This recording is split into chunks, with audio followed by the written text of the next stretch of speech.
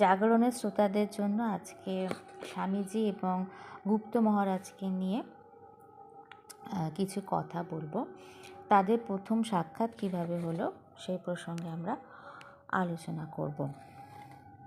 স্বামী বিবেকানন্দ যাচ্ছিলেন বৃন্দাবন থেকে হরিদ্বার।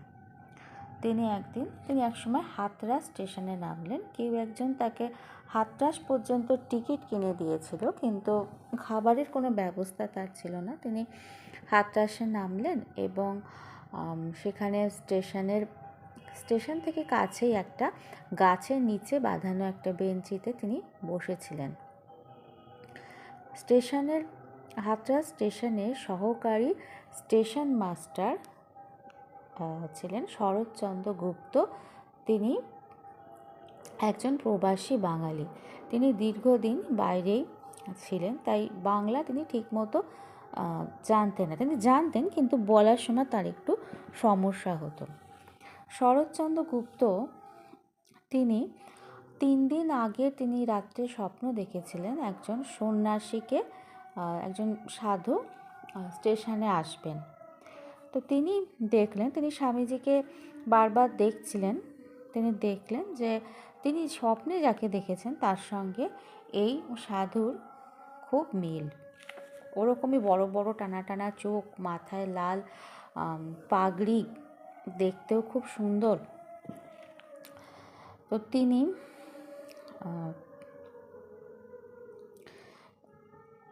তিনি তখন সাধুর কাছে এসে, স্বামীজির কাছে এসে কিছু প্রশ্ন করলেন। স্বামীজি হ্যাঁ হু করে উত্তর দিচ্ছিলেন। স্বামীজিকে খুব বিষণ্ণ লাগছিল। তার মনে তখন অনেক চিন্তা, মন ভালো নেই, মনে বিষণ্ণতা। তিনি বেশি কথা বলছিলেন না, তাই হ্যাঁ হু করে কখনো মাথা নেড়ে উত্তর দিচ্ছিলেন। তিনিও নিজের চিন্তায় মগ্ন ছিলেন। তা স্বামীজিকে তিনি বললেন, মহারাজ, আমি বাঙালি। এখানে নেমে আমার বাসায় আপনাকে 2-1 দিন মেহেরবানি করে থেকে যেতে হবে। শরৎচন্দ্র গুপ্ত এবার স্বামীজিকে নিজের বাড়িতে আসার জন্য বললেন। তখন তিনি বললেন, তোমার বাড়ি গেলে তুমি কি খাওয়াবে? তৎক্ষণাৎ হাফিজ থেকে এক ফার্সি বয়েত বললাম, হে প্রেয়সী, তোমায় আর কি খাওয়াবো? আমার এই সাধের কলিজাখানার কাবাব করে খাওয়াবো। তার রাঙা মুখ, প্রেমে ঢলঢল আঁখি আরও উজ্জ্বল হয়ে উঠল। পরে ফিরবার পথে তিনি নেমে পড়লেন। 3 দিন ছিলেন। প্রথম দেখা হতেই পীড়িত জমে গেল। Love at first sight. স্বামীজি শরৎচন্দ্র গুপ্তের কথা শুনে তার সঙ্গে তার কোয়ার্টারে আসলেন। এবার শরৎচন্দ্র গুপ্ত সম্পর্কে আমরা একটু জেনে নিই। হাতরাস স্টেশনের স্টেশন মাস্টার শরৎচন্দ্র গুপ্তের জন্ম কিন্তু কলকাতার গড়পাড়ে। 1865 খ্রিস্টাব্দে 6ই জানুয়ারি তিনি জন্মেছিলেন। স্বামীজির চেয়ে 2 বছরের ছোট। পিতা যদুনাথ 1869 সালের কোনো এক সময় সপরিবারে বারাণসীর কাছে জৌনপুরে চলে যান। সেখানে স্থায়ীভাবে বসবাস শুরু করেন। প্রবাসী বাঙালি তারা, সেই কারণে বাঙালি হলেও শরৎচন্দ্রের ভাষা হিন্দি। তিনি ভালো পরিষ্কার বাংলা বলতে পারতেন না। শরৎচন্দ্র স্বামীজিকে জিজ্ঞাসা করেছিলেন, আপনি কি বাঙালি? হ্যাঁ, আমি বাঙালি। তবে আর কোথায় যাবেন? আমিও বাঙালি, কাছেই আমার কোয়ার্টার, একাই থাকি, সেখানেই চলুন। স্বামীজি কিন্তু রাজি হয়ে গেলেন। শরৎচন্দ্রের কপাল ভালো ছিল, তার অনেক তপস্যা ছিল। স্বামীজিকে নিয়ে তিনি বাসায় আসলেন। কুয়ো থেকে জল তুলে তিনি সন্ন্যাসীকে স্নান করালেন, কিছু খেতে দিলেন। প্রায় সমবয়সী এই সহজ সরল যুবকটিকে স্বামীজির তো বেশ ভালো লেগে গেল। নরেন্দ্রনাথ তখন তাকে গান করে শোনালেন, মন চলো নিজেও নিকেতনে, সংসার বিদেশে, বিদেশ শিরবেশে, ভ্রম কেন অকারণে। শরৎচন্দ্রের মনেও বৈরাগ্যের বাতাস খেলছিল অনেক দিন ধরেই। তিনি এই গানটি শুনে খুবই উত্তলা হলেন। তার এই যে চাকরি করা বা বাড়িঘর দরের কথা যেন চিরকালের জন্য মন থেকে একেবারে দূর হয়ে গেল। বাবা মা ভাই বোন সকলেই তার ছিল, কিন্তু যেন তিনি অন্য মানুষ হয়ে উঠলেন। সংসারের কোনো কিছুর প্রতি আর কোনো আকর্ষণ বোধ করলেন না। শরৎচন্দ্রের পরিবারে তার যে জ্যেষ্ঠ ভাই ছিলেন, জ্যেষ্ঠ ভ্রাতা অধরচন্দ্র গুপ্ত সন্ন্যাসী হয়ে গৃহত্যাগ করেছিলেন। তারও যথেষ্ট প্রতিপত্তি ছিল, প্রচুর উপার্জন করতেন তিনি, কিন্তু সংসারে তিনি থাকতে পারেননি। সন্ন্যাসী হয়ে সিন্ধু প্রদেশ হায়দ্রাবাদ অঞ্চলে দীর্ঘদিন ছিলেন। তিনি সবসময় হাততালি দিয়ে মধুর স্বরে ওঙ্কার গান করতেন। তাই ওইসব অঞ্চলের মানুষ তাকে তালিদার বাবা নামে তালিদার বাবা বলে ডাকতেন। বেশ কিছুদিন বারাণসীর দুর্গা বাড়িতেও ছিলেন তিনি। সিস্টার নিবেদিতার সঙ্গে কলকাতায় একবার তালিদার বাবার দেখা হয়েছিল। শরৎচন্দ্র গুপ্তর স্বামীজির এই চোখ দুটো দেখে খুব ভালো লেগে গেল। তিনি তখন যখন হাতরাসে তারা ছিলেন, নানান সাধুসঙ্গ, নানান ভালো ভালো কথা আলোচনা করতেন এবং ওখানকার যেসব বাঙালিরা ছিল বা যা অনেক গণ্যমান্য ব্যক্তি অনেকে আসতেন, স্বামীজির কাছে আসতেন, স্বামীজির সাথে একটু কথা বললে তাদের খুব ভালো লাগতো, তারা খুব আনন্দ পেতেন। তাই প্রতিদিন তারা ভগবত প্রসঙ্গ করতেন সন্ধ্যার দিকে বা যখন সময় পেতেন। একদিন শরৎচন্দ্র গুপ্ত স্বামীজিকে বললেন যে আমার কি হবে, আমাকে আপনার সঙ্গে নিয়ে চলুন। স্বামীজি সঙ্গে সঙ্গে গান ধরলেন, বিদ্যা যদি লোভিতে চাও চাঁদ মুখে ছাই মাখো, নইলে এই বেলা পথ দেখো। বিদ্যাসুন্দর পালার গান। হীরামালিনী সুন্দরের কাছে যেমন হাত নেড়ে নেড়ে মুখ নেড়ে নেড়ে যেমন বলেছিলেন, নরেন্দ্রনাথও ঠিক সেরকম নকল করে দেখাতে লাগলেন। গুপ্তমশাই ভালো বাংলা জানতেন না, বিদ্যাসুন্দর যে কী তাও তিনি জানতেন না, কিন্তু তিনি তাড়াতাড়ি উনুন থেকে কতকটা ছাই নিয়ে মুখে মেখে কিম্ভূত কিমাকার সেজে তো নরেন্দ্রনাথের সামনে হাজির হলেন। স্বামীজি হেসে বললেন, দূর শালা, মুখে ছাই মাখলি কেন? গুপ্ত মহারাজ বললেন, এই যে তুমি তো মাখতে বললে। দুজনের বয়স এক, তাই কিছু সময় এই বিষয় নিয়ে ঠাট্টা চলল। তারপর তখনও তিনি মহারাজ হননি। গুপ্ত মশাই বললেন যে কাজকর্ম ছেড়ে সন্ন্যাস নিতে হবে। স্টেশন অফিস থেকে তিনি নিজের মাইনেও যে জমা টাকা ছিল সব বুঝিয়ে নিলেন, কাপড় গেরুয়া রঙে চুবিয়ে নিলেন এবং হরিদ্বার ঋষিকেশে যাবেন। এই নিয়ে তারা দুজনে আলোচনা করলেন।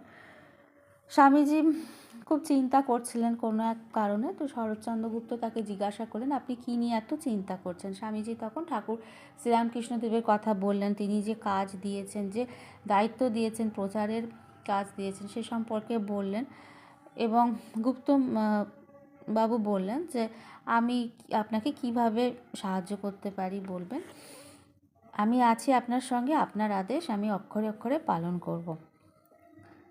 স্বামীজি তাকে বললেন, তুমি ভিক্ষাপাত্র হাতে করে দাঁড়ে দাঁড়ে ভিক্ষা করতে পারবে? তিনি বললেন, গুপ্তবাবু বললেন, আপনি অনুমতি করলেই পারবো। স্বামীজির আজ্ঞায় তখন স্টেশন মাস্টার শরৎচন্দ্রগুপ্ত রেলের কুলিদের পল্লী থেকে ভিক্ষে করে আনলেন। সেই ভিক্ষালব্ধ সেই দ্রব্য দিয়ে তারা খিচুড়ি করে খেলেন। শরৎচন্দ্রের এই যে আজ্ঞাবহতা এবং নিরভিমানতা দেখে স্বামীজি খুব খুশি হলেন।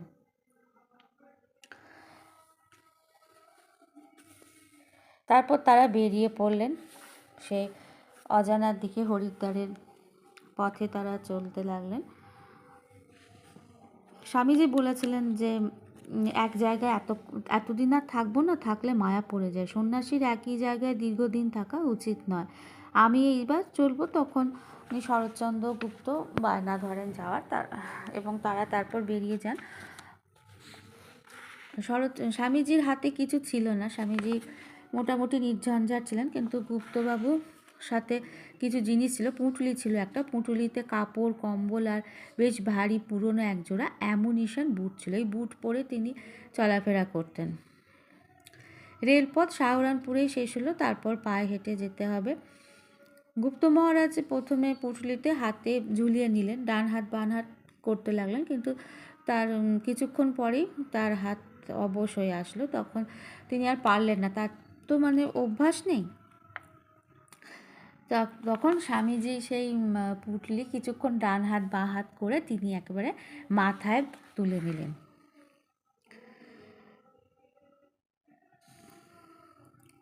তো গুপ্ত মহারাজ বলতেন, অনেক বছর পর তিনি বলতেন যে, আরে তা না হলে স্বামীজি কি আমার গুরু হতে পারে? অম্লান বদনে আমার পরা জুতো মাথায় করে নিয়ে চললেন, আর আমিও এমনই হাবাগোবা যে স্বামীজির কথায় এমনই অন্যমনস্ক হয়ে পড়েছি যে স্বয়ং গুরু যে আমার পরা জুতো মাথায় করে নিয়ে যাচ্ছেন তা আমার কিছুমাত্র খেয়ালই ছিল না। একমাত্র তার কথার উপরেই আমার 16 আনা মনটা পড়েছিল। একেই বলে স্বামীজির অকপট ভালোবাসা। আমি জন্মেছি স্বামীজির সেবা করার জন্য। আমি আর কিছুই জগতে জানি না। তারপর তো তারা হরিদ্বার আসলেন, ঋষিকেশে একটা ঝুপড়িতে ছিলেন। দীর্ঘ পথ ভ্রমণে তারা দুজনেই ক্লান্ত। স্বামীজি বললেন গুপ্তমশাইকে, কিছু খেতে দিবি কি? শরৎচন্দ্রের সাথে কিছু টাকা ছিল, তিনি সেই ভরসায় স্বামীজিকে বললেন, হ্যাঁ মহারাজ, খিচুড়ি পাকায়গা। শরৎচন্দ্র খিচুড়ি রান্না করার আয়োজন করতে লাগলেন। স্বামীজি গেলেন গঙ্গার দিকে। কিছুক্ষণ পরেই ফিরে এলেন, তখন একেবারে অন্য মূর্তি। স্বামীজি গুপ্তকে বললেন, শালা, তুই আমার পায়ের বেরি হলি। আমি সব ছেড়ে একা বেরাচ্ছি, আবার তুই এক উৎপাত এসে জুটলি। যা শালা, আমি আর তোর সঙ্গে থাকবো না, চললুম। এই বলে স্বামীজি পাহাড়ের পথ ধরে লক্ষ্মণ ঝোলার দিকে ক্রমে অদৃশ্য হলেন। শরৎচন্দ্রগুপ্ত তো একেবারেই ভ্যাবা চাকা খেয়ে গেলেন। কাঠের জালে খিচুড়ি ফুটছে, এমন সময় কী বিপদ! স্বামীজি লক্ষ্মণ ঝোলার পাহাড়ের দিকে চলে গেলেন। জঙ্গলের ভিতর আর মানুষটি দেখা গেল না। শরৎচন্দ্রগুপ্ত ভ্যাবাচাকা হয়ে বসে রইলেন। খিচুড়িও ঠিক উনুনে যেমন বসানো ছিল ঠিক সেই রকমই রইল। ঋষিকেশের ঝুপড়িতে একা শরৎচন্দ্র। স্বামীজির আকর্ষণে তিনি সব ছেড়ে বেরিয়ে এসেছেন। এই সময় স্বামীজি তাকে ত্যাগ করে নিজের পথে চলে গেলেন। আবার এও বললেন, শালা, তুই আমার পায়ের বেরি। বসে বসে তিনি ভাবছেন আর কাঁদছেন যে এইবার কী করব, এই অজানা জায়গায় আমি কিভাবে থাকব, কি করব। ঘণ্টা 3 পরে স্বামীজি ফিরে এলেন। বড় খিদে পেয়েছে রে, কিছু আছে রে? খিচুড়ি তো বসানোই রয়েছে, তুই এখনো খাসনি? তুমি না এলে আমি কি করে খাবো? ধুস শালা পায়ের বেরি। আরে আমি তো আমার খেয়ালে চলে গেলুম, পাহাড় জঙ্গল পার হলুম। তারপর মনে হলো তোকে একা ফেলে এসেছি, তুই বোকা হবা, কি করতে কি করে বসবি, তাই তো আবার ফিরে এলুম, স্বামীজি বললেন গুপ্তমশাইকে। তখন দুজনে খিচুড়ি খেতে বসলেন। শরৎচন্দ্রের মানসিক আত্মিক উভয় বলই ফিরে পেয়েছেন। তিনি এতক্ষণ একটা অবস্থার মধ্যে ছিলেন, খুবই বিপদগ্রস্ত মনে করছিলেন। এখন তিনি ঠিক হয়ে গেছেন স্বামীজিকে দেখে। স্বামীজিকে পাশে পেয়েছেন। তো তিনি তখন স্বামীজিকে বললেন, তুমি যাবে কি করে? আমি যে তোমায় টেনে নিয়ে এলুম। স্বামীজি অনেকক্ষণ এক দৃষ্টিতে তাকিয়ে থাকলেন তার শিষ্যের দিকে। তারপর একটু হেসে বললেন, যা শালা। গুপ্ত মহারাজের কথা আজ এই পর্যন্তই রইল। আবার কোনো একদিন সময় সুযোগ হলে আবার গুপ্ত মহারাজকে নিয়ে আবার চলে আসবো। আপনারা ভালো থাকবেন, জাগরণ শুনতে থাকবেন। জয় ঠাকুর, জয় মা, জয় স্বামীজি, জয় গুপ্ত মহারাজের জয়।